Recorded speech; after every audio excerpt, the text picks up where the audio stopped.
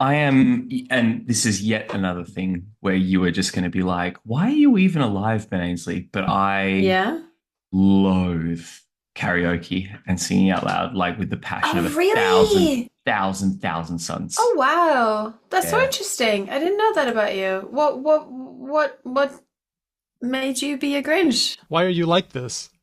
Some of us in this world sing Mm-hmm. so badly that Oh, it that is pushes. no hindrance. No, no, no, no, no, no, no, no, no. So It you're might doing be the a thing where you're just hindrance. like, it's fun to sing bad, but what I am here to say to you is that there are people in this world who can sing so badly that it pushes through that like fun to be bad barrier and it goes all the way around to just like That I've is seen a skill people. issue when it comes to engagement and Yeah, you're passion. selling No, it. You're not selling it no, enough. no, no, If no. you I've Yeah. if you seen I've try seen leaning the in. look. I've seen the look. I've and it's the look, and this is what the look is, right? The look looks like this. I will see a person look to the other person and just kind of do this thing of like, do we?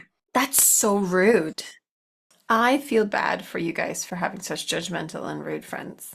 I've That's never how I found out how feel. rude my friends are because I'm actually quite a good singer. Oh, oh my God.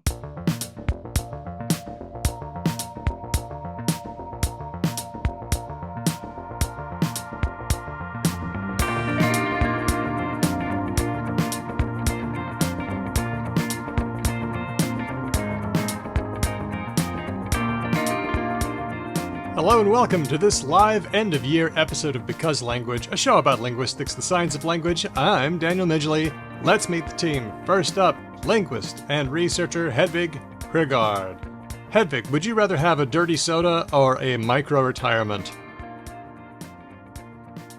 Fuck, was it dirty soda? We did this earlier. A micro retirement for sure. Wait, micro retirement was it's a funny word for unemployment, right?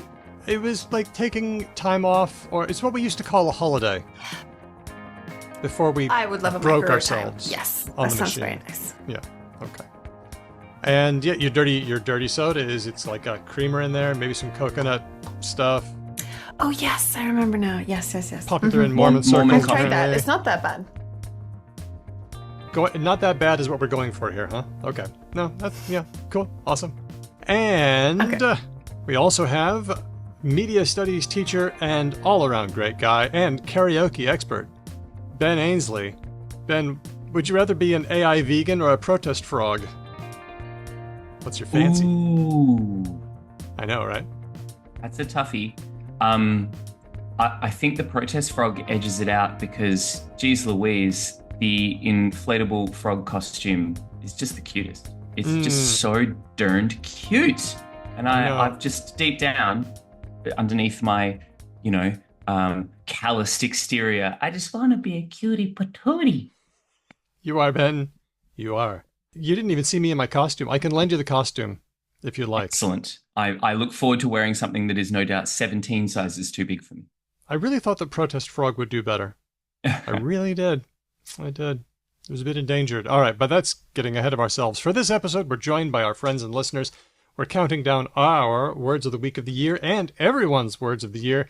We love the woadies. They remind us that language is alive and that language creation and language change are constant and ongoing. Those are the lessons that I get from the words of the year. Am I off base here, or is that about right?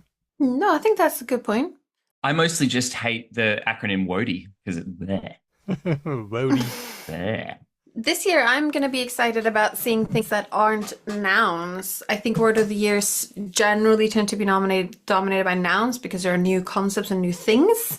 And I want to see new verbs minimally, or maybe new other things. But I don't think I will see that much. But we'll see how we go.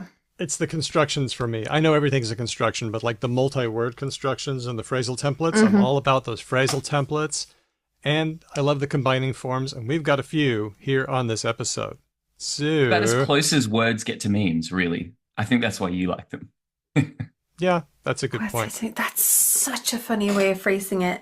No, that's Yeah, good. because they're templates and you can slot different things in. Yeah, that's 100%. fun. Yeah. Yep. But also, they're a conspiracy on the part of Big Dictionary to sell more dictionaries. Just because the word big dick is in there, it makes me laugh. I'm sorry. I'm not a very smart man. It's 5 a.m. here in Perth. It's you Mm. get automatic. You can say whatever you want. This is before my beach swim, Daniel. This is This is tough. This has been before dark, before light. Okay. If you're listening to the audio version of this episode, there's also a video version on YouTube where you're going to see our listeners' very amusing chat messages scrolling on by. Hey, if you are already on video, why don't you smash the like button so more people will see us?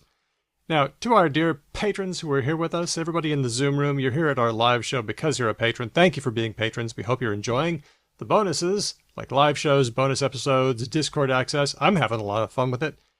But if you're listening or watching and you're not a patron, even a free one, we'd love to have you on board. Come see us at patreon.com/becauselangpod. All right, we ready to get to the words? Let's do it. Let's start with words from other language bodies, like dictionaries and word groups, not just in English, but all over the world. We'll start with dictionary.com, and their word of the year was, everybody together, 6-7. Oh, Oh dear. yeah.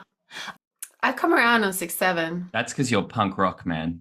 Well, it's part of my general contrarian streak Yeah. that if like the majority of people 100%. don't like it, I'm like, Yeah. but then someone pointed out that like it's a fun rhythm thing that not everything else is, which I think is fun. It's a bit like Badger Badger or something, like it's a 6-7. It's like it's not 6-7, right? It Well, has a that's fun. musical quality. Yeah, that's fun to me. James in chat has just pointed out that The Atlantic did an article about how 6-7 is uncool now because of the olds. It's the article, we'll slap it up on the show notes. It's Ian Bogost in The Atlantic. It's called 6-7 is 6 feet under, grown-ups killed it. I'll just read a quote from it. 6-7 is just a lasso looped by fate around two adjacent integers on the number line. It hides no secret payload of violence, sex, sacrilege, or anything whatsoever. This emptiness surely helped 6-7's rise. Hearing it might irritate parents or teachers, but that irritation has no cause, and therefore merits no reproach. Yeah. It's I often when kids at school ask like what my favorite food is, I often say that pho, Vietnamese beef noodle soup, is my favorite food for this simple principle that the price to deliciousness ratio is really tough to beat because it's just so very cheap most of the places you go, and it's so very tasty. And I feel like 6-7 is that, but in annoyance to a genuine menace, like the most annoyance to the least genuine menace of anything in the world. It's so benign and yet so annoying.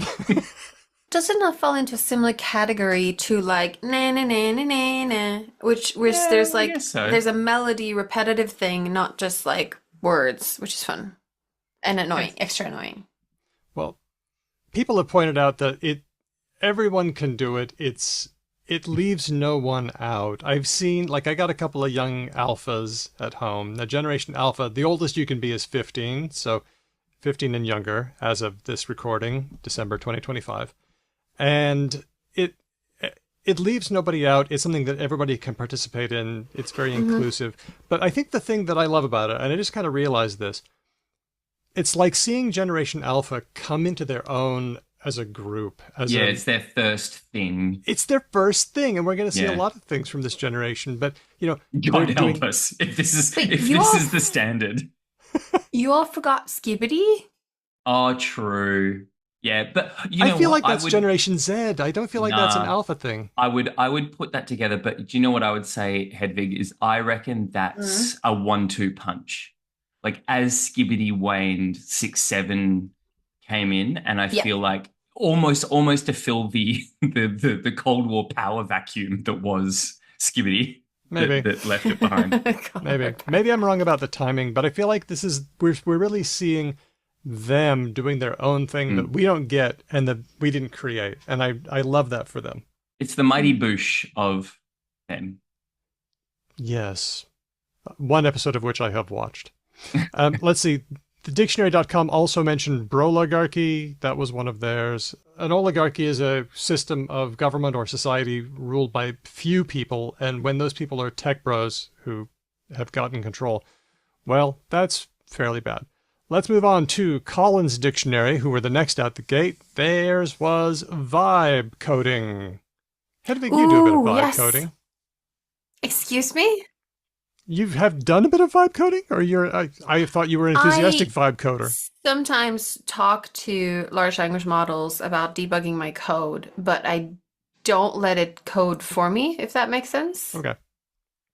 Does that qualify I as vibe coding? Oh what no, I've got maybe it in my does. head now is a mental image of, and it's completely unfair and I'm sure not accurate, but is you just like pounding the keyboard the way like a toddler might when it's put in front of them by like a parent to like keep them busy, and then and then giving that to like ChatGPT and being like, "What's wrong with my code?"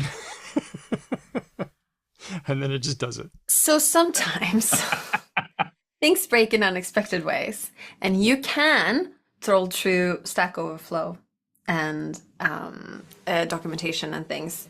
Sure. Or you can query a large language model who did that for you. Now, Yeah, this yeah, yeah. is my like only use case in my life, really, for generative AI, and I already feel uncomfortable with that. So, yeah. But Daniel, I don't vibe coding is like a very derogatory term. I know. Or I know. yeah. So here's the definition. The use of artificial intelligence prompted by natural language to write computer code. There's a note. The term was popularized by Andrej Karpathy, former director of AI at Tesla, founding engineer at OpenAI, to describe how AI enables creative output while he could, quote, forget that the code even exists. Yeah, you're going to forget that it exists until it's debugging time, right? Yeah, Then you yeah. will remember. So the thing that it's sort of good at is small localized problems. You have a couple of lines of code, something unexpected has happened. It spots like, oh, this function actually expects this to be that. That it can kind of solve. What it's bad at is anything sort of larger than that. So what happens when you have multiple scripts, multiple modules, you're trying to query large databases and you want to build a cohesive infrastructure, that's what I understand they're not always very good at. Okay. I have very, very limited experience with coding. But yet again, it just sounds like the best use case in this particular instance sounds like the best use case in nearly all of these instances, which is a highly educated and well-trained person can use this tool effectively to help them. And outside of that, it's just like either wildly ineffective or wildly dangerous because the person can't find any of the things that are just like glaringly terrible and obvious and not good. And you just make a house of cards where one like tiny little piece can fall out and then the whole thing's cooked. Software is already like that when humans code, so like adding AIs to code it doesn't really help. Once again, we have a situation where the problems caused by AI are also problems that we've always kind of had. Yeah. Please don't use it for large projects. It is a good use case in some ways because you can check the output. And when you can check, that's better than not being able to check. They also mentioned aura farming, the deliberate cultivation of a distinctive and charismatic persona.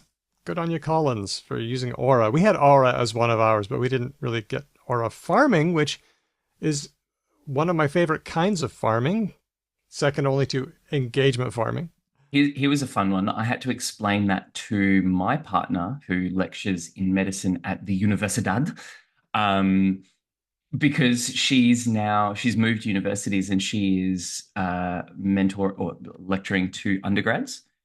So they are humans that I like hand off essentially, and then she acquires them just not 1 year, one summer later, and she's very surprised and overwhelmed by how young an 18-year-old is. I think she's been out of that loop for quite a long time. So she'll come home and she's like, "What's aura farming?" And I'm like, "Ah, yes, child. Take a seat by the fireplace. Grandpa will tell you a story."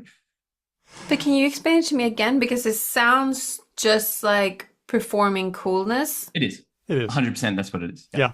And what is, I mean, what's the prop? Maybe I'm dumb. There's no problem. Aura farming is just a thing that exists, and it's like one of those, someone made fetch happen, right? Someone found a new word for a thing that people have done for a long time, which is try and cultivate status. Manufacture your coolness. Okay. I mean, I don't want people on the public internet to know when I'm uncool. Like, I think it kind of makes So you sense that have private. You're the never uncool, worst Hedwig. possible hobby you could have because you just sit and talk and people listen. I think I'm cool most of the time, maybe. I think I'm less cool in conversations with my I friends. I agree, Hedvig. When you find yourself having to say cool, that's usually a sign that a person is very cool. Okay, all I right. just put a poll up. Is Hedvig cool? Oh React in the no. Yeah. comments. Oh dear. Anyway. Mhm. This is my own kind of, I'm Hedvig aura farming, like on your behalf. Let's go on, Macquarie. AI slop was their word Yes. of the year, chosen by a committee, a good committee as well, a select committee. The Economist picked it too.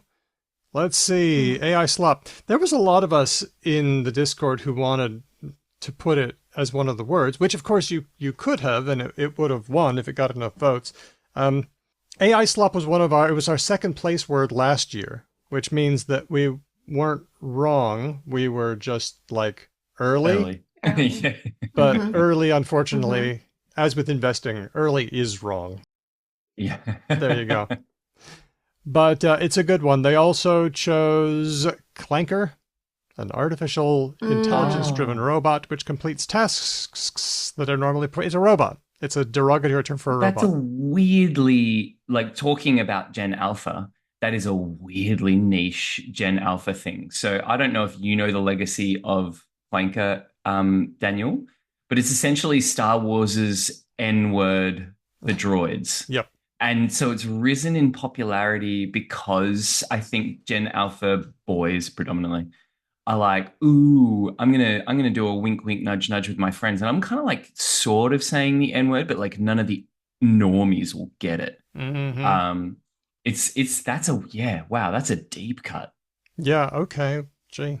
I'm sure that one's in the historical dictionary of sci-fi. And I feel like one day when they do gain something like intelligence or sentience, if that ever happens, we'll be called upon to answer for these slurs that we make. You Well, got they're a just lot gonna of be I'm not movies buying about into robots this. taking over the world. Okay, fine. Also, Also, one welcome our that's insect just- overlords. also one of Macquarie's words was medical misogyny. Entrenched Oh. prejudice against women in the context of medical treatment and knowledge, especially in the area of reproductive health. Not taking women's concerns seriously or being dismissive of certain conditions. Was there some big Australian news stories that I missed about this? Like, because we are aware that this is a thing, but I think it's just usually ongoing. words of the year usually have some sort of I don't know, like this. I have not come across this year. That's an interesting one. I haven't either. This was the first time I've heard it, but still, I'm willing to recognize it as an ongoing serious problem. Absolutely. Well, it's also I mean, you don't need to be explained what it means. Medical True. misogyny, you can just look at the parts and you're like, oh, it's It's very that. certainly this. It's that thing that we know. Yeah, whereas some of the other words are like you need they're I would say newer in that sense as words. I feel like when it's a committee that chooses the words, they want to do a thing, like they want to make a statement, whereas when it's listener driven, then there's less pressure that way. Okay. When it's listener driven, I think there's also more of a Bodhi my boke face pull to just do Yeah, silly yeah, stuff. The silliness, the And when it's playfulness. yeah. Let's see. Oxford. We're going on to Oxford. They had Ooh. 3 choices. Biohack was one of them, aura farming, and rage bait. 30,000 people made their votes, and the winner was rage bait. Online content deliberately designed to elicit anger or outrage so that it drives engagement. Let's talk about rage bait for a second, because we have had angertainment as one of our words a while ago. And as a public linguist, it's something that I'm often trying to get tempted into it by producers who really just want to fill time and get engagement. And boy, you can get a lot of engagement by saying, what's your least favorite word? What's that term you hate? Blah, blah, blah. And people just pile in. Why is it always, we talked about this before, why is it always moist in English? Because Some sort of weird meme. No, yes, Sorry. yeah. I put moist alongside, and I'm so sorry to the room and to the wider listening public, but I'm just going to be really like quite rude for a second. The hating moist is as boring and just utterly devoid of personality as having strong opinions about pineapple on pizza. Oxford Like it's one of Comics. these like weird 100%. shibboleths Exactly. that like where a person is just like, oh my God, you have pineapple on pizza? I have been taught that it's okay to like super hate on this. So now I can have like one slightly not very controversial opinion that I'll hold really strongly. And it's just like, dude, it's like, it's whatever. Like fucking sweet and sour. Okay, sure. Bad, good. Who cares? Same thing with moist. People are like, oh, don't say that word. I'm like, Stacey, if you can tell me a more appropriate word to describe a well put together cake, I'd love to fucking hear it. We have covered moist a bunch of times, including the fact that in Swedish people do the same thing to fuktig. Fuktig, yeah. Even though it sounds nothing like it, some they sort go, of "Ew, weird. fuktig." It's just I don't Yeah, understand. anyway, Anyway, I gotta tell a story. I have a family relation who always, when I see him, I don't see him often, but when I do, he kind of gives me a little newsy thing that he's thinking about. He tests me out on a thing that he thinks is interesting to see how I'll react, which is, I guess, is nice. He's like, what do you think about this thing that I saw in my news feed?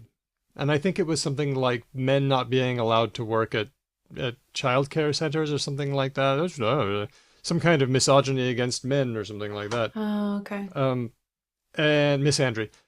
And I said, I haven't seen the story, but that's rage bait, bro.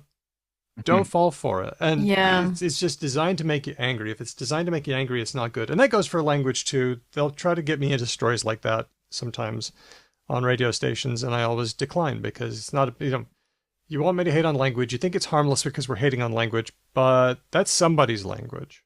And so rage bait is not really where we want to go. Okay. Exactly. Cambridge Dictionary, Okay. their word of the year was, and I thought they were all pretty good until we got to here. Parasocial.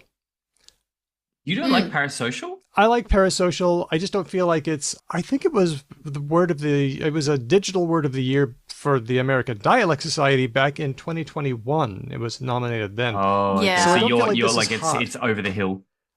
I feel like it is. I don't know why. Chat. But it's had staying power. Like now that you're right, like parasocial has been around for a really long time, and as podcasters who also listen to podcasts, we think about parasocial things a lot, right?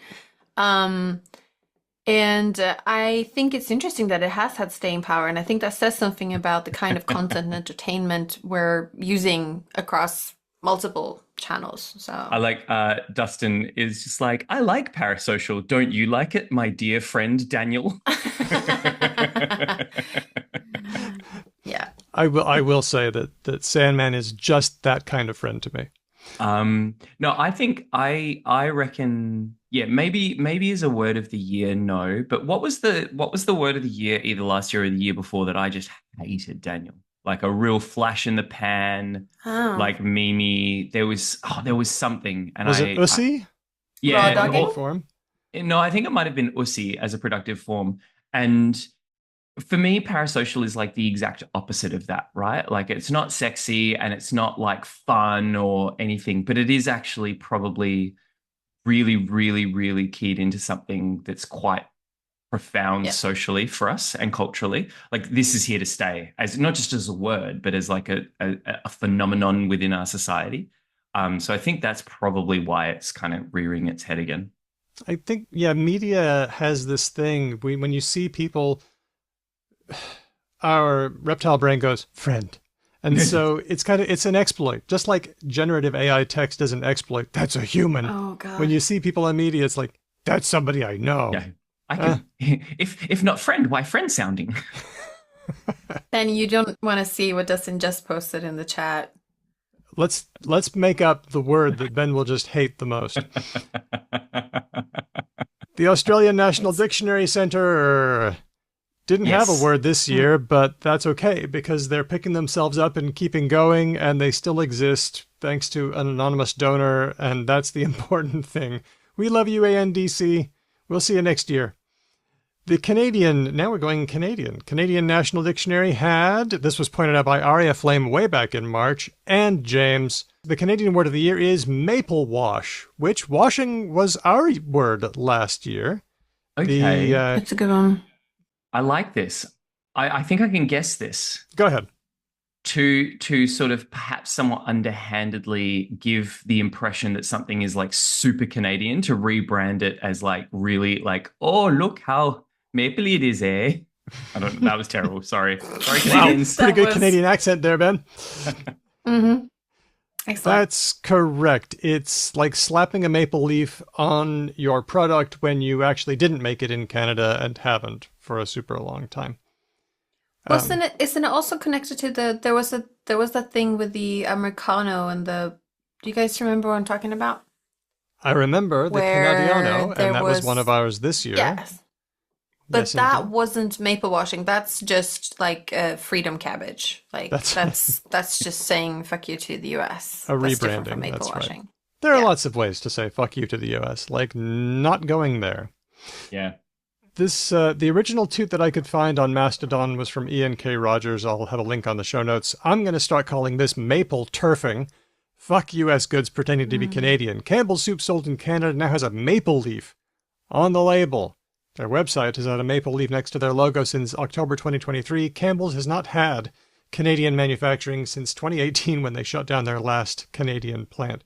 He called it maple turfing, which is interesting. There's a strong resemblance between turfing and washing, I think. We got some competing forms here. I think washing is better because turfing has to do with grassroots movement, and you can't say that Campbell's suit in can design is a You're grassroots right. There's a movement. subtle difference. They're both Maybe. deceptive, but they are different things. Okay, other languages besides English. Japan. Japan's word of the year, as announced on Nihon.com, Yokunana. here it is. Haraite, haraite, haraite, haraite, haraite mairimasu. Which means I pledge to work, work, work, work, work, spoken by the new Prime Minister Takaichi Sanai, who has been criticized for stating that she intends to, quote, do away with work-life balance. That's in translation, that quote. It's coming up against a feeling that we don't need to break ourselves against the machine and that there needs to be work-life balance. So Wow.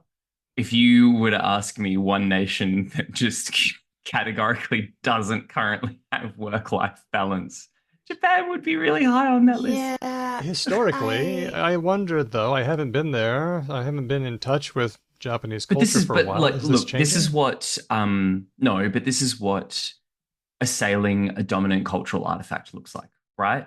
When something is as well entrenched as like salaryman culture and just like working yourself to the bone, the way the Japanese work culture is set up, even the slightest attempt or approach to assail that edifice is going to meet the powers that be are going to be like, absolutely fucking not.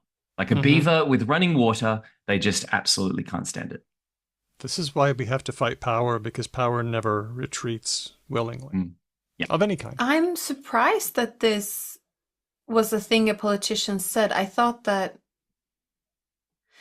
you could be against work-life balance in practice as a politician, but I thought it would be unpopular to say it because you still want people to like vote for you. No, it's a conservative dog whistle, right? So working yourself to death. I'm speaking sort of a little bit out of pocket here, but I presume working yourself to death is one of the artifacts of what it is to be, quote unquote, real Japanese or truly Japanese. Like this is what we do. This is who we are. And so this new prime minister is a lady prime minister, and I think that is relevant to this discussion. I'm not just saying that arbitrarily, because much as Margaret Thatcher had the cover of womanhood to sort of drape actually like truly insane, full-on conservatism in the sort of the cloth of femininity, I think there's a little bit of that going on here as well. This is like a Japanese woman who's like, I'm a mother, so like if I'm okay with working myself to death, everyone should be. Also a word, actually this is the kanji of the year from Coconut on our Discord. Kanji of the year is bear, and I think this is most often pronounced as kuma.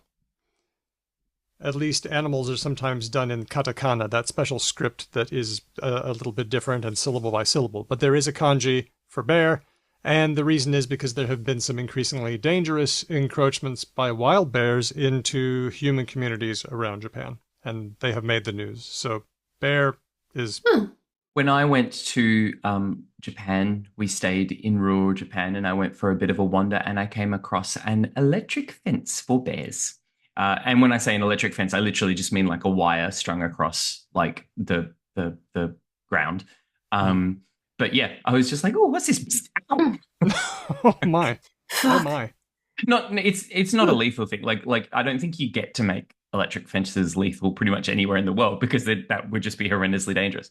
But much like me, I think the bear touches it and goes, oh fuck. Like, I'm not going there. Yeah.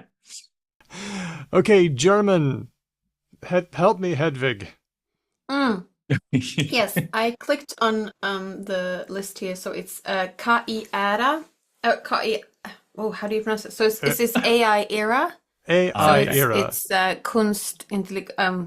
it? Kunstintelligenz or Künstliche Intelligenz. So artificial intelligence era is the number one. I think that's quite self-explanatory. This is kind of a theme. Yeah. This is a That's theme. what it says on the tin. Yep.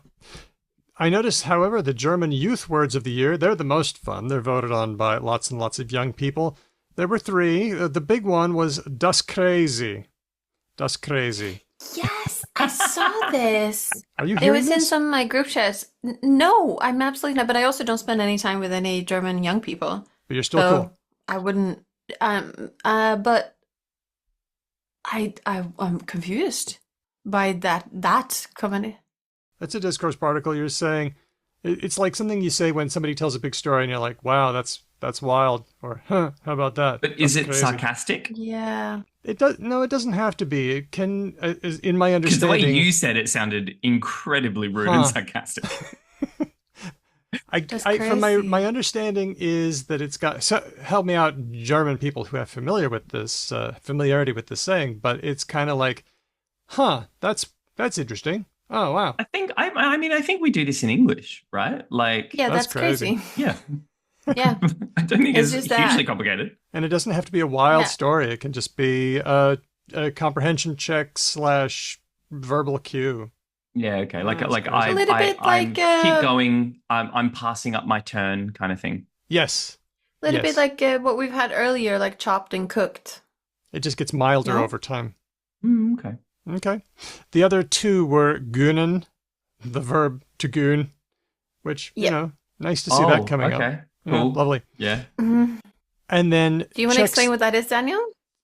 let's see if it pops up later. Oh, there we go. Ooh,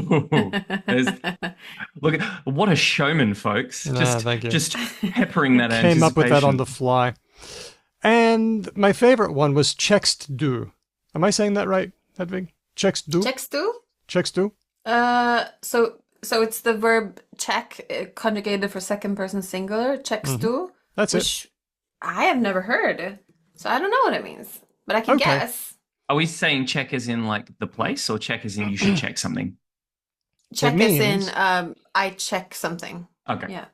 It's the way of saying, do you understand or do you get me? Yeah. Yeah. Okay. It would be like saying, do you dig? Or Okay. You dig. Yeah. Okay. you know what I mean? It's a you That's know what what I I mean. expected. It's a discourse pragmatic marker, and it's a very Yeah. useful one. It's comprehension checks. That's fun. Sorry, Sam, man. No, I'm not edging gooning, but I feel. Let me just say also, we are looking forward to a word of the year, a WODI vote that hasn't happened yet, and that is the American Dialect Society WODI from 2025, which is the oldest one of these, the oldest word of the year vote, and one of the biggest, voted on by language lovers. We'll try to have some experts on when we come back in February to talk about the words of the year there. All right, and now I think it's time to do some related or not. Our theme comes from Steve, who made... Oh yes. we've heard the short one from Steve, and that was awesome. But now it's time for the long version. Get out your lighters, everybody. Let's hear it.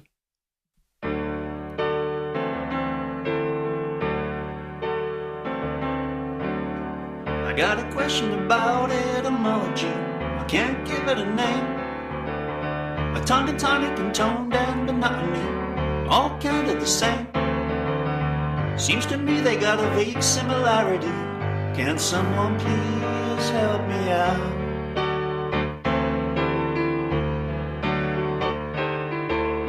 Heard some folks talking loud on the radio, got something to prove. They try to answer this new kind of question. I can get in the groove. Yeah. I think they're gonna help me out. They seem really cool, or are they just false friends? Nice. Time to play to the words that I say, live together in a family tree. No or yes, are you brave enough to guess? Stay together on the count of three. I got an answer here, but it isn't so clear. Need a minute, just bear with me. Because our words are all that we've got. Time now to find out, related or not. 'Cause our words are all that we've got. Time now to find out, related or not. Related or not. One more. Related or not.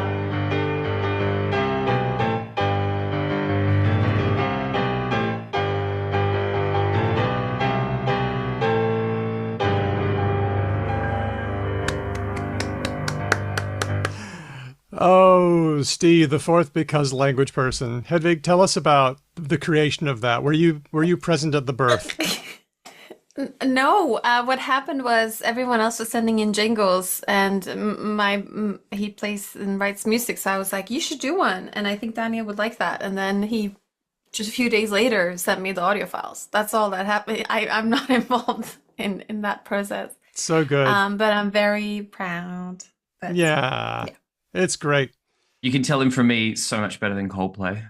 Really Better than worked on Coldplay. that chorus. That's I could tell. So much better. Let's get to our first one. This one is from our friend Arjun, a student. Here we go. Don't vote until you've heard, both How sides have I here. not thought of this one before? Wink and blink. They Wink refer to and the same kind of blink. action. They rhyme, but there might be some That's all you traps need. here. Oh, okay. My guess was yes, obviously. Okay. That was my intuition. That straight away just landed in my eyeballs. Mhm. And I was like, yeah, surely. I think this might be Bates. Ooh. And Arjun wouldn't do also, and Ditte can confirm if it's the same in Danish, but wink is like to wave your hand. Ah. Quickly, And that or feels... Is it a quick wave? No, yeah. Yeah, it's a short wave. It's a fast movement. Yeah. I have to just check my brain. So I feel like maybe that means something. I don't know. It's the problem is that the words for wink and blink in Swedish are vinka or blinka, which also sound really similar. So yeah, but at least the meaning is a slight difference. So I'm gonna be contrarian and say no, they're not related. Okay, it's time for you to vote. All you dear listeners, the votes are rolling in, but there's still we still don't have. Oh yeah, they're climbing up there. It could be an onomatopoeia thing. That they grow together. That noise that our eyes make. The noise that we attribute to our eyes. Well, I don't know. Let me Okay, try. Does it make a noise? No. There is It a is- tiny noise sometimes. It might be like 1 decibel. Yeah. You can all try it out. How to get a whole room full of people just I feel like the straining of the muscles in my face is making a larger sound in my ears than the blinking, if that makes sense. Can anyone bear down on their muscles in their head and cause a rumbling sound? Yes, I can do that. What? Yeah. Oh, I can hear like a straining sound. Is that the rumbling? You It's hear like like a a Low frequency bass noise.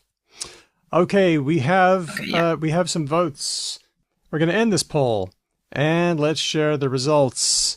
Looks like 20% of people said they were related, 80% not related. Damn. You people are going to be geniuses if you get this right. Now, we think of blinking as using that reflex to close and open our eyes quickly, but it has, as Hedvig mentioned, it's meant a lot of things over the years, like just glancing, or looking quickly, or even moving quickly. So that's blinking. It didn't actually mean to that reflex until quite late. Then there's wink. I also remember that to wink used to mean to close both eyes or even to cover your eyes like a blindfold, which is why when you are hoodwinked, you've been blinded because somebody's put a hood over your head, and so that that's makes sense. where that word comes from. Okay. We only see from one, it's a super old word, as we can see by all the Germanic reflexes there, reflex, but one, we start seeing it meaning to wink one eye only since the 1300s. Well, these words seem to be not related to each other. You savvy folk. Yep. You Yep. absolute bastard. We have the smartest listeners. Blink comes from Old English blickan, to shine or to glitter, and wink is from Old English winkian, to close one's eyes, but they go back to different words. And they may have grown together because they are semantically related or just for onomatopoeia reasons. Daniel, this has made me think of one to table for later discussion. Interesting. Ripple and wrinkle. Ooh, okay. It's on the record. Let's go to our second one. This one is from Sullivan, who says, "Hello, I've been listening to your podcast for a few years now. It's definitely one of my favorites. My boyfriend sent me this text about the words gossip and gospel, and I thought it might make it interesting related or not. Boyfriend says, I just made the linguistic connection between the Gospels in the Bible and the word gossip. I'm guessing there's probably a root word meaning to talk about someone else in there somewhere, so I guess the Gospels are sort of like holy gossip about a friend and mentor. I thought that was neat. It would also be neat if the similarity between the two words was a coincidence. Thank you for all you do. You bring a lot of joy into my life." That's Sullivan saying that to us, not the boyfriend saying it to them. End quote. End quote. And so here we go. Gospel and gossip. Now, I don't want to focus on the pel and the sip part because I think we could say those are pretty obviously maybe from different sources. But what about the goss? What about the goss? Are the two gosses related? So let's hear your answers. I want to throw a third thing in here, just because why the fuck not? Goshawk, the animal. You mean like a Goshawk? So not just a kind of thing that looks a bit like a goose? I don't think that's where the goss from goshawk comes from. No. So I'd be interested if maybe a goshawk screeches in a particular way, and that's in some way related to talking. And this is just a pure Ben Ainsley silliness, but yeah, I'm going related. Okay. Or it's related to gosling. Like a small true. goose. Yeah. Okay. Maybe. Okay. And whatever gosling. Yeah. Okay. Shut up, Ben. You're just Dita making things... mentions the etymology Okay. of gossip has come up before, either on here or somewhere else I've seen. This is a fairly well-known etymology. I thought a lot of people would sort of have run into gossip before. I haven't. Well, my problem is I don't keep up to date on like English etymology, really. I just used to cheat of knowing other languages, and I can't think of anything. Maybe I'm just not thinking hard enough. My but I usual can't think approach of anything. gives me nothing here. Can't think of anything. I think I've had this one in a course on language change and historical linguistics, so I think I knew this one back in my master's days. But I don't think they're related. I don't think the two gosses are related. Oh, no. They're independent. I'm not doing well then. What was your answer, Hedvig? It's no from me. I guess that they are related because I felt contrarian because you, the big authority, said something and I wanted to do something else. Fight the power. Be Fight wrong the with power. me. Let's share those results. We've got 75% of everyone thought they were related. It's a 25% not, which is very close to the three of us. Okay. Gospel means good news. So good Mhm. is the root of that one. Now, gossip is interesting because a gossip is a god sib, a god sibling, a very close relation. And when a woman was having a baby, this is part of the story.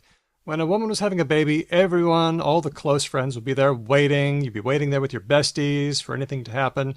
They're god sibs. And they would talk about stuff.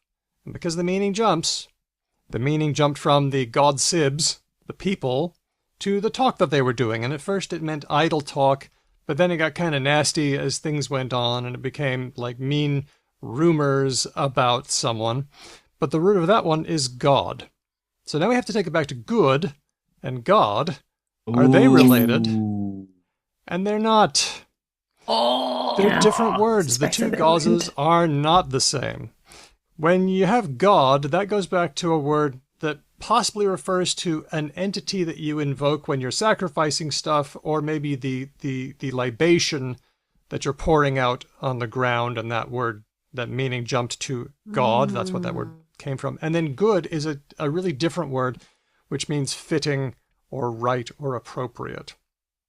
So good and How God fascinating. are not related, and the two gosses are quite different.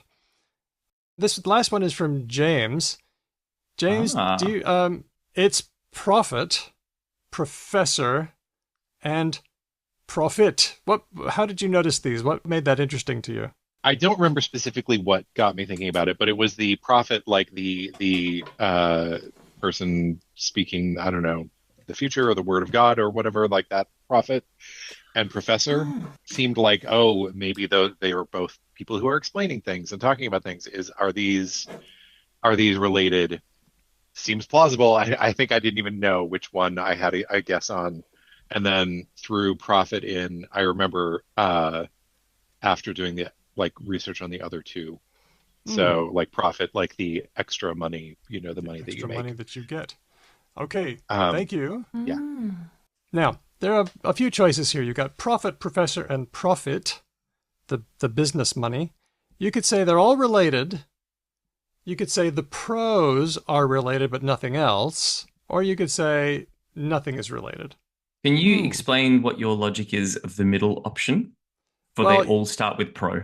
you got pro, and you got pro. Oh, I see what you mean. Right. I mean, like, do we think there is a prefix happening here? yes. And if so, Okay. can you figure out sort of what it means and why it's there?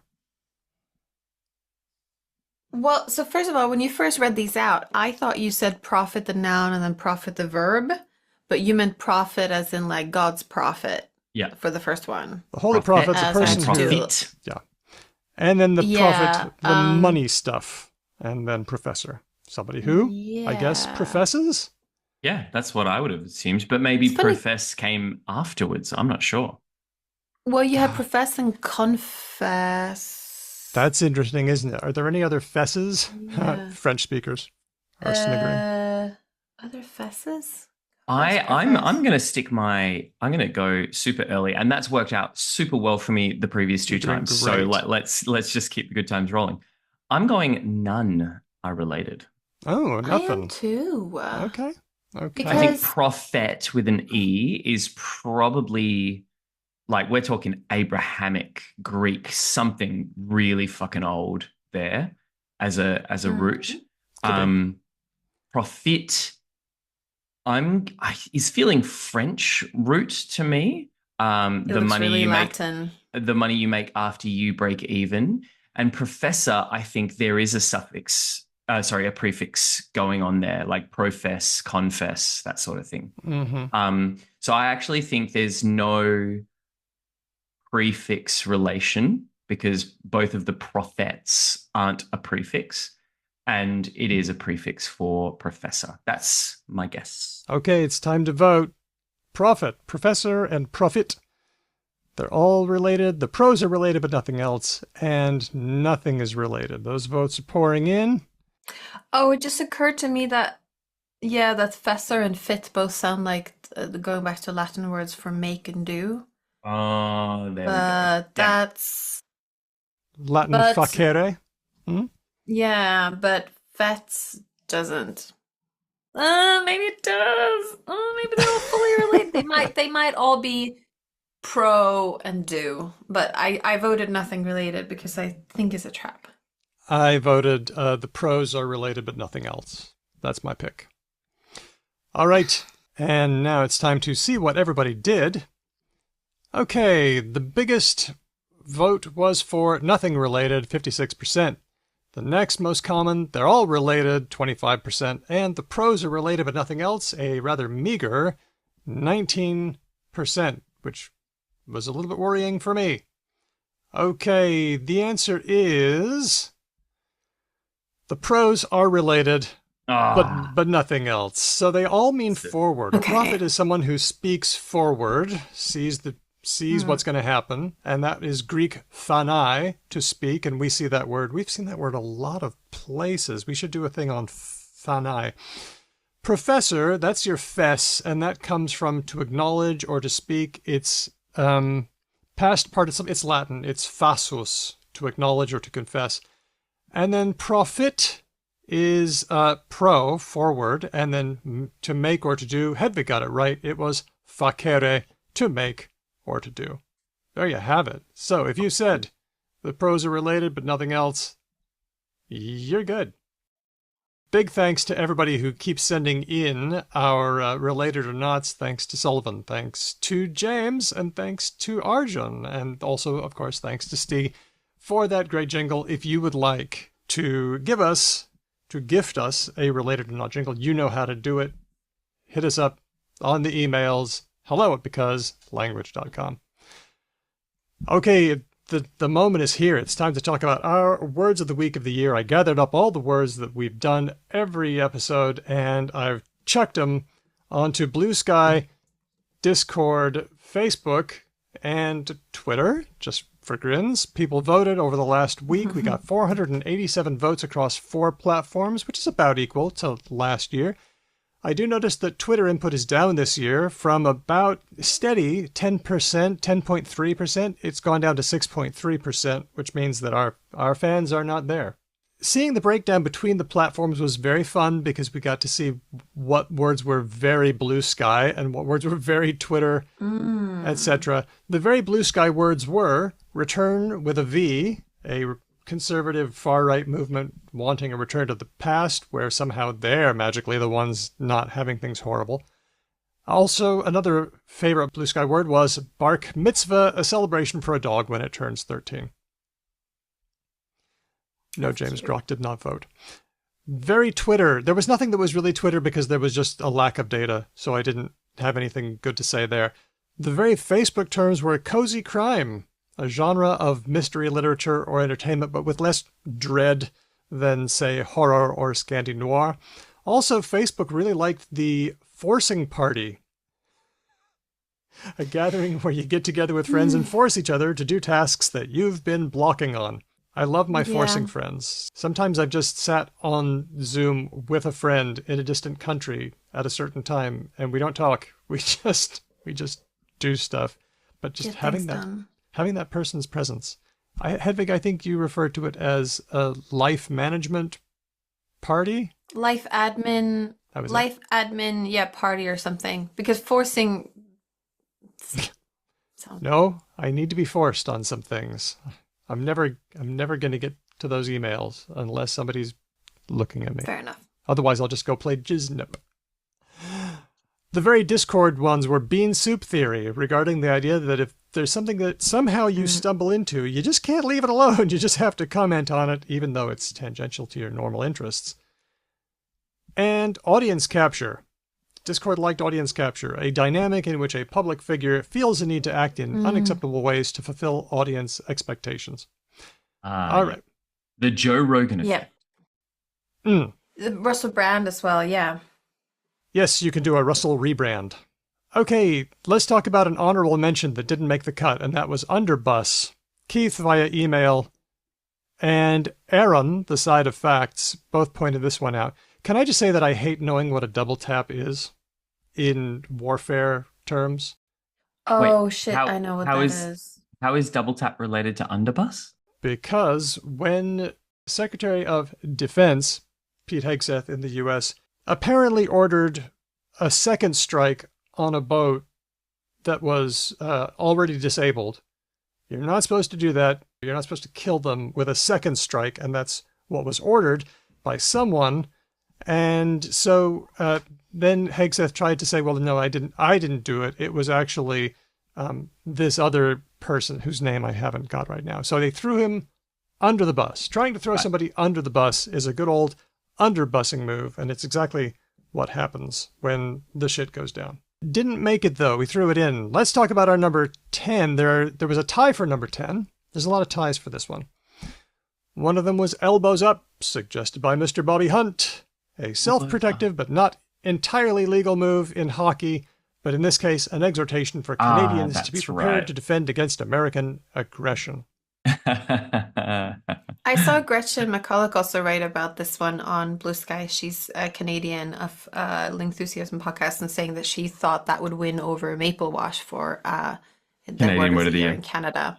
And Elbows Up. By the way, ice hockey in general has a lot of gray area when it comes to like what you can do. I've been reading about like fighting and stuff, and it's like there are certain times when you can just box someone in the face. Yeah. It's norms. Sort it's of norms. Without a lot of consequences. Yep. Ugh. The Scary. other 10th place word was innie. Your at-work persona who has to work so your outie can enjoy the rest of your life, inspired by the TV series Severance, which we've talked about a number of times. Fascinating concept, and we're wondering how to negotiate our outer lives and our inner lives. How do we get that work-life balance? I think this is a theme that we're seeing. I reckon TV show words now have far less staying power because we have to wait so long between drinks on shows, right? Like you can go for like 2 or more years between seasons of a show coming out. And so the that cycle means that things just drop completely out of the zeitgeist a little bit. So for instance, when you said innie, I was like, what's that? And then you're like, oh, the word. I was like, oh yeah, Severance is a thing. Oh, gee. That's right. Well, it was pretty huge this year, with season 2 coming out and a 3rd season one day. Yeah, eventually, when I'm a wizened crone in my cabin in the woods. This has also spawned a lot of industry around recaps, because when it takes 2 years for the next season to come out, people have forgotten what happened last time. Yeah. This is, for example, I think it probably Stranger Things. So there's a lot of like YouTubers and stuff that be like, season 5 is coming out. Here's what, like, reminders of what happened in previous seasons. And I think I heard on the Rest is Entertainment podcast, which is like entertainment showbiz podcast. They talked about, I think it was Amazon trying to launch like generative AI video recaps for users because they know that this is happening and they want to, so they take all the shot footage from previous seasons, and then the thing tries to make a decent recap. That is an interesting task, like, because a playback thing, you've got to hit the information that needs to happen, but it also has to be interesting to watch and coherent. I just love, because that job, by the way, in the industry, I say with a little bit of knowledge, would have been the drudge work of like an up and coming editor or something like that, right? Like that's the kind of work you do when you're trying to crack into the industry. So it's actually probably just the very, very, very cheapest labor they could have possibly engaged in. Yeah. And they're still just like, no, let's cut that corner. Okay, let's move on to number 7. There was a 3-way tie. Ooh. Number 7, suggested by Brendan, attention economy. This refers to the way that our time and our attention is scarce, so if you can command attention, it's a source of power. If you can, for example, in a campaign, if you can get a lot of attention, that's money you don't have to spend because the media is covering you. I was listening to a bit of a podcast, the Jon Stewart podcast with Jon Favreau and Tim Miller, and they were talking about, the phrase they kept using was incentive structure. The incentive structure is all messed up. We get shown things, or things stick. Things become sticky, not because they're true or not because they're inspiring, but because they garner attention, and this encourages more attention-getting behavior, which annoys everyone, but which works. People are being rewarded for entirely the wrong things.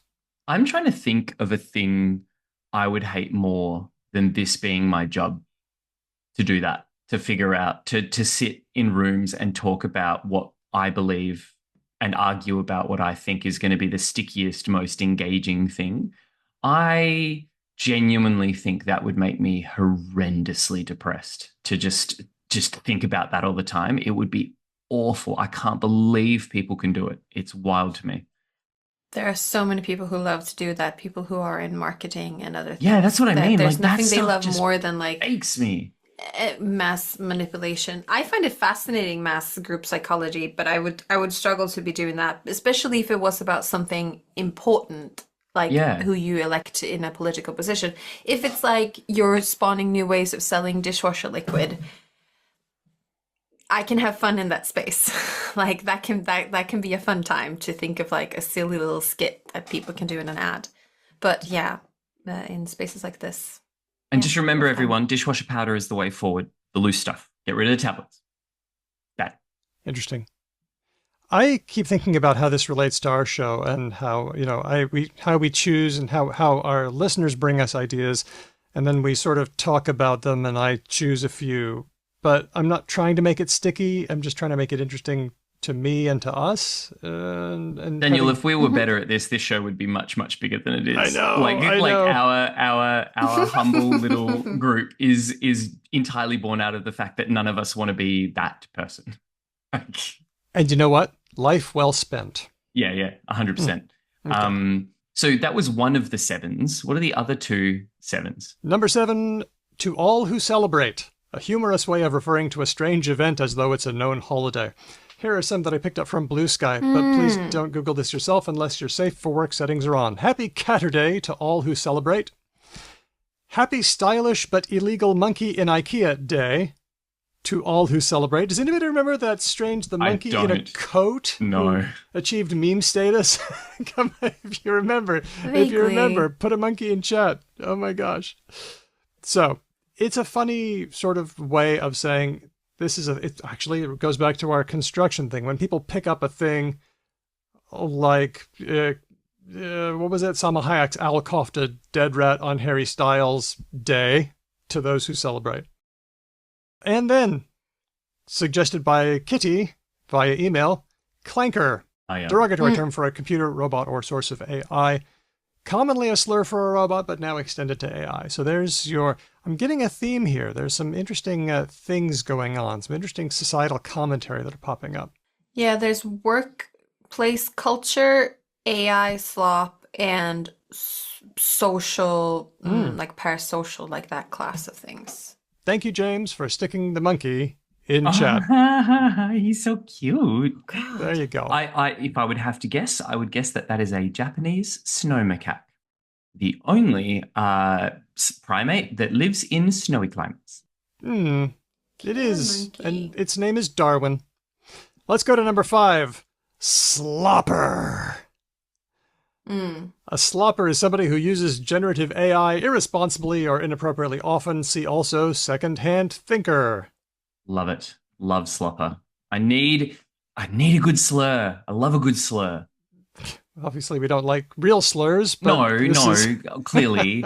But like, it's great when there's a slur that's like completely removed from any wink. Like, I reckon clanker is more gross and yucky than slopper is. Interesting. Okay. And we haven't brought up toaster yet, but that's another clanker synonym, right? From Oh, yeah. that's I like ran across that. That's right. Yeah. I forgot about that. If we want to discourage generative AI, and I feel like a lot of us do, we need to do with it what we did with smoking in the 1990s, and that is just make it seem super uncool or irresponsible or gross. And so a But term we like are doing- slopper like- can do that. Didn't Business Insider write an article earlier this year about that? Like consumers will like negatively rate things if they have an AI feature and stuff like that, and they're still putting them on everything. So I don't know what's happening. My guess there is that everyone, and by everyone I mean the big players, still haven't actually really figured out how to monetize this yet. So they are throwing Mm. everything at the wall and desperately hoping that something somewhere sticks. And they go, aha, this is because like from Google's perspective, right? They figured out AdWords or whatever it was, right? The we can make money from clicking on the thing. And they were Mhm. like, oh, thank fuck.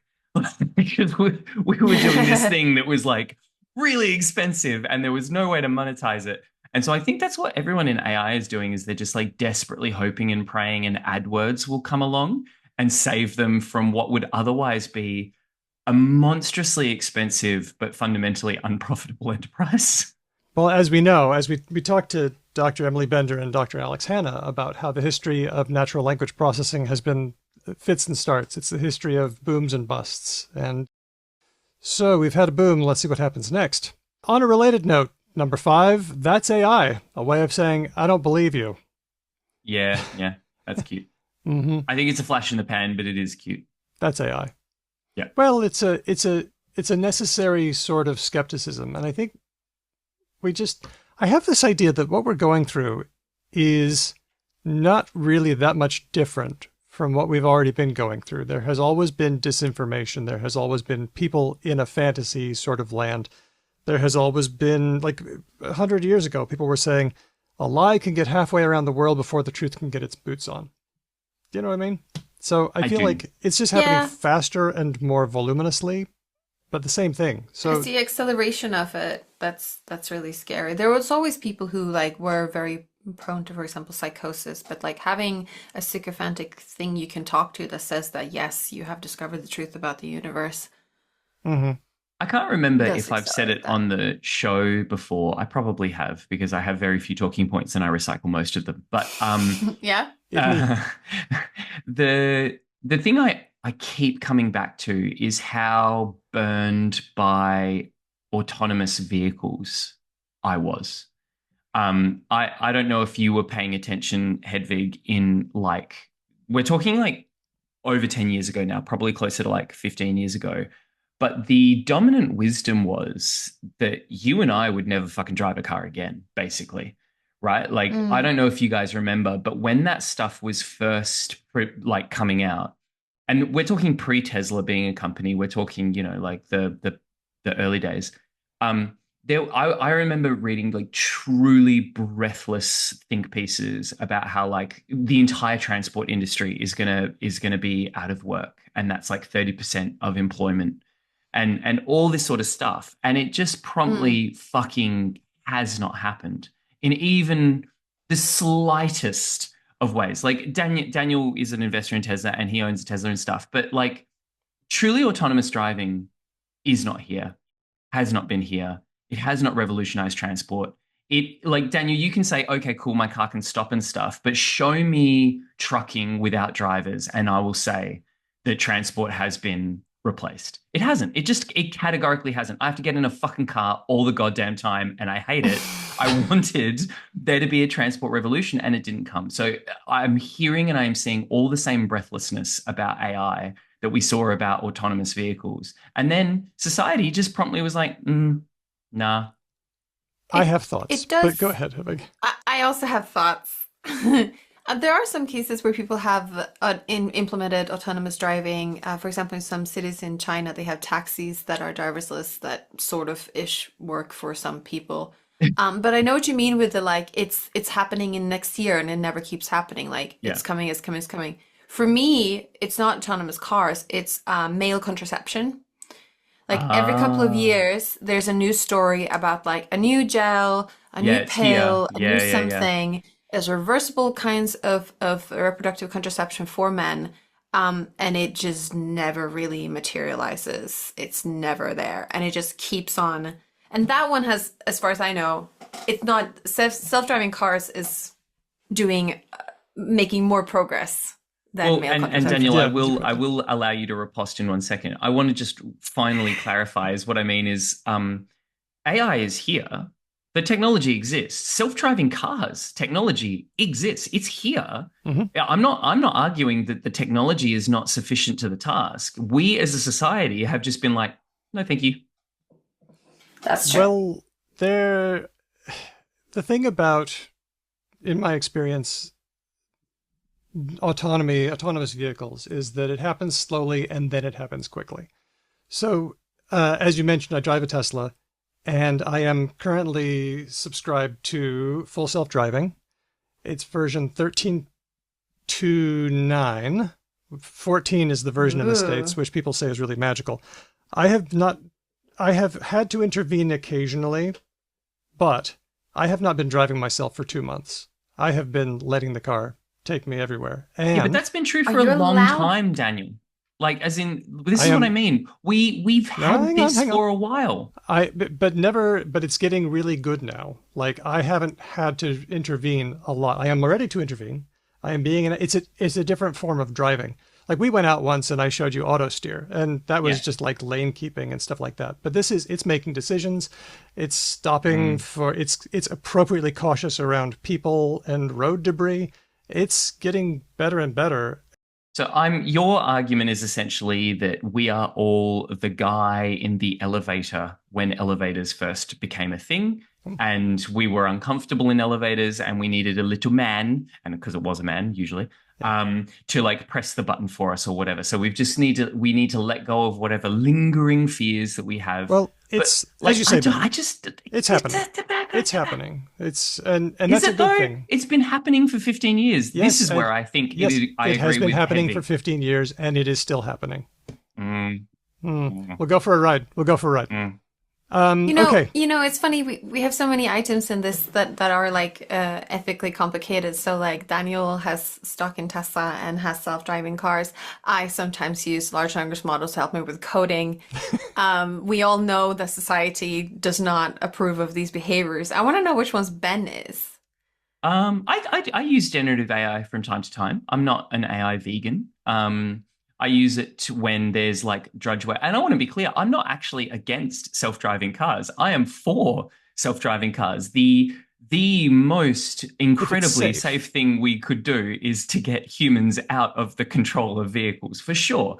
For sure. What I am really suspicious of is, and this is as a person who has spent his life like adoring speculative fiction and all this kind of stuff, is the breathlessness and the histrionics that seem to come with the prognostications of like, the future's here. And I'm like, it's not, because we're still humans and we're still fucking dumb, and we're going to keep doing dumb fucking human things.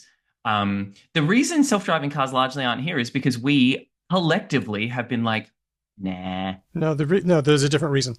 The different reason is called the bitter lesson. This should be a word of the year, and we'll go on to the next thing. The bitter lesson is that we learned, and we learned this in natural language processing as well. We tried to get smarter methods, and that didn't do anything. What did it was more data.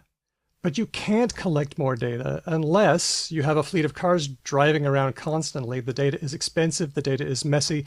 The only people that can do it at scale are the people that own a car company where they're watching, with consent, everybody's driving and just logging hours and hours and hours of driving. And we'll see. Number 4, bait, combined with other words, rage bait, engagement bait, clickbait, indicating an enticement. James on the Discord said, was reminded this morning by Golden Globe announcements of an older use of bait. Oscar bait apparently goes back to at least 1968. That's a nice catch, James. That's a classic one. And said, then there's the horribly sexist term jailbait. Yeah, that's not great. Yeah, gross. But those other terms, I really like bait as a way of suggest. And then James has also said queer baiting as well. Yep. Yeah, sometimes it has some less worthy uses. Closely related to farming, I've noticed. Baiting and farming. Okay, yeah. Well, because it's essentially the same process of a different nature, right? So like when you farm, you cultivate, but when you bait, you trap and you like, but it's like I will go out and get the protein from the trapping and you cultivate the vegetables or whatever. And together we shall make a meal. I think that one of the reasons people find these kinds of behaviors upsetting is because we want people to be authentic. And we feel like different kinds of baiting and farming are ways of doing something in a public space where you're misrepresenting yourself, you're not being authentic. You're queer baiting is one of them. Rage bait is another. You're kind of intentionally tricking people or something. But also, like, I think it's healthy to not be your full self in a public space. Like, there should be intimate spaces. I think baiting in particular, though, I think carries a heavier negative valence than farming, Yes. right? Because to trap is like an active thing, and to be trapped feels worse, I think, than to just simply see something and go, "Oh, I like that thing." Like Yeah. when I have fallen for something that is bait, because it happens to all of us, right? Like I'll be on TikTok and I'll see something and I'll show it to my partner and she's like, "Sorry, bro, that's AI," or whatever. I feel like there's a thing inside me where I was like, "No, I was supposed to be better than this." I just assume everything's a skit. Everything's a skit. Everything's a bit, but that makes me sad as well, Daniel. What does? I don't want to be. I don't want to be in a world where everything's a bit and everything's a skit. I do seek a little bit of realness and authenticity. I fully agree with Hedvig's point that you don't want everyone's full self in a public discourse. That would be freaking unbearable. But some measure of truth would be a little bit nice. Just tell me Yeah. something true. No. Just give me something true. Yeah. Sorry, Daniel. Keep going. Number 3, if not X, why X-shaped? Yeah. Humorous Yes. phrasal template after the Reddit meme where there's inexplicably a bear cruising around with all these dogs, and one could imagine a dog saying, "But if that's not a friend, why is it friend-shaped?" And it's been Yeah. used for other things. We mentioned Elon's Nazi salute. If not Nazi, why Nazi-shaped? And there were other phrasal templates, but that was the one I focused on, and I think they more would have been popular if I had included more of them. Let's go on to number 2. This was a delightful one. This was suggested by Liz. Pebbling. Oh yes. Yay! Yeah, pebbling is lovely. Pebbling is Oh, where you yeah. send a The small penguins. post, a meme, or an image to a friend as a low-effort way of maintaining the relationship in the manner of penguins. That's very sweet. I I saw pebble. a great I don't use Instagram at all, not because I have like a strong ethical position, but just because there's nothing there that appeals to me. And I saw someone say the difference between an Instagram Reels user and a TikTok user is a TikTok user will send you something that they think you will like, and an Instagram Reels user will send you something they like. And I thought that was a really nice way to insult people. That's very good. Oh, I'm not sure. That doesn't. Yeah. It's probably not true, but I just thought that was cute. I'm not gonna joke.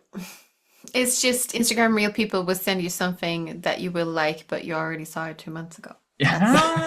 Zing, Oh, nice one, zing. I feel like this one isn't as momentous or as zeitgeisty as the others, but I feel like it's the word we need. Yeah. It's falsely high in the order because we all desperately want something cute and nice in our lives. If you have a friend that you should pebble, then pebble them today. All right, it's time for the big one, the winner. I was surprised by this one. I wasn't expecting it to do this well. Timu, derogatory. It's the because language word of the year as voted by our listeners. A cheap or knockoff version. For example, Australian right-wing former politician Peter Dutton tried to be Timu Trump and suffered mightily. Also, it's popping up by itself like that's a bit Timu. What do you think? I like it. It's like the meme. We have Donald Trump at home. Donald Trump. Yeah. It's fun. I was a bit surprised because I live in a world where Timu isn't much of a thing. And when I say I live in a world, my immediate sort of circles, it's not something that really comes up very often. I don't know a lot of people who are buying stuff from Timu or anything like that. So I think this placing as highly as it does speaks to the fact that there is quite a lot more engagement with Timu than I've possibly realized and anticipated. I like it.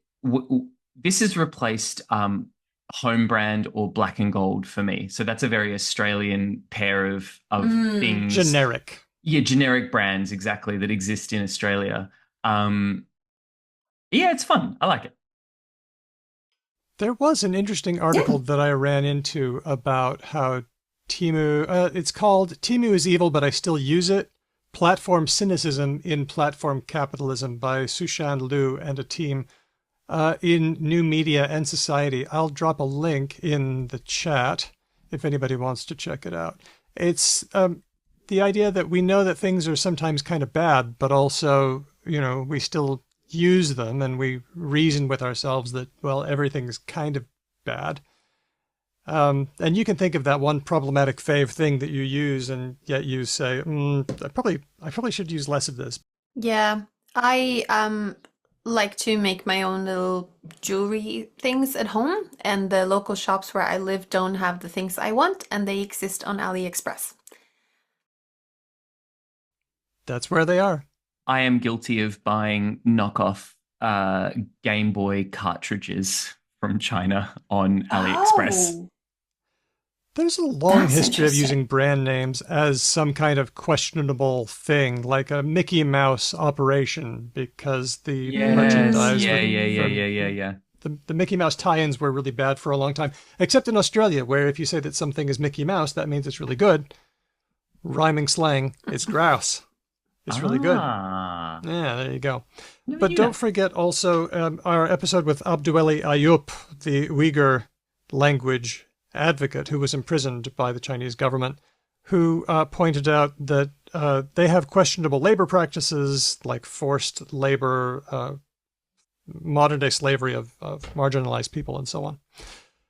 So I think, Hedvig, I think you're right. I think the themes that we had this time were stuff like AI skepticism, really shining a torch onto social change and the social things that are happening. We did a lot of calling out the game in our words of the year this year. Yeah, a lot of the baits and washing and The quiet part out loud. quiet part out loud. So, Temu derogatory, the because language, word of the year for 2025 for all who celebrate. Shall we go on to comments? Let's go on to one by Vitor via email, who commented on our discussion of the yes-having languages, the no-having languages. There are some languages and their names just mean something like, oh yeah, they're the ones that say this thing for yes or this thing for no. And then we found there was languages that are the what-having languages. They say this thing for what, so we're going to call them that. Vitor says, hi folks, long-time listener, first-time caller here. I've been a patron for maybe a year now, but I've been listening to you since Talk the Talk times. And I knew Hedvig from before that, from her guest appearances in Language Made Difficult. Are those still available, Ooh. Hedvig, by the way? I Are they don't out there know. somewhere? Well, don't know. I don't think I've ever I've heard Googling. you on radio stuff, but I don't think I've heard you on that one. Anyway, Googling. Says Vitor, on the topic of languages named after a distinctive word, I'd like to add to the list Gugu Yimedir, Ooh. which it's an Australian language. It's named after the word for this. I love the having show. language. You folks are great. So I looked that up, and the word Gugu means speech or language. Yimedir, the yumi means this. It's the indicator for this thing. So it's the this having language. And then I did a little bit of work. This is why I took so long on this episode. I looked for other this having languages in the area, and it was hard to say. I looked at the IATSIS reference guide. It lists some languages that are tempting, but they're just actually variations on Gugu Yimedir, like Kukuwara.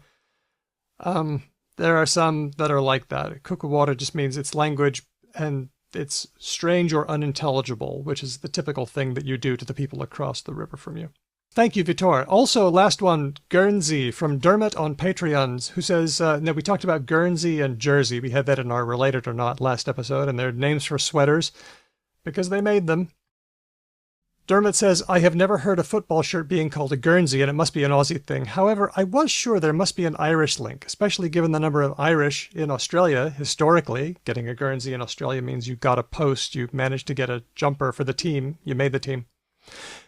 And when you mentioned the special woven knit to identify drowned sailors, I know the same thing is traditionally done on the Aran Islands off Ireland's west coast. A majority Irish-speaking area, they would refer to their woolen jumpers as ganzi in Irish, and that was where I thought the term came from. Oh. Sorry for the ramble, but I enjoyed my etymological rabbit hole whether or not it was accurate. Thanks, Dermot. I loved your ramble too. I did too. I wasn't sure what's going on, though. I mean, Irish speakers appear to have borrowed this word from Guernsey, so there's a neat little link there, but I wonder, did the Australians borrow it from the Irish who were there?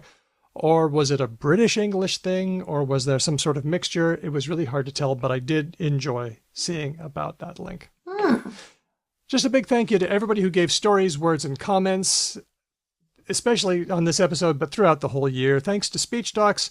I'd like to give a big shout out to all of our guests for this year. Carmen Fought, Michael Erard, Gabe Henry, Emily Bender and Alex Hanna, Paulette van der Vet and Solveig Bollig, Lauren Gaughan, Adele Goldberg, Stephen Levinson, a couple amazing episodes there, Karen Yin of the Conscious Style Guide, Adam Alexic, who's also known as Etymology Nerd, Martha Barnett, Maya Chow, Nathan Last, Madeline Beekman, Sean Roberts, Cole Robertson, Anna-Marie Verkerk, and of course, our continual co-hosts, Caitlin Green and Kelly Wright. We hope you're doing well, and we want to see more of you in the next year. Thanks also to you, great patrons.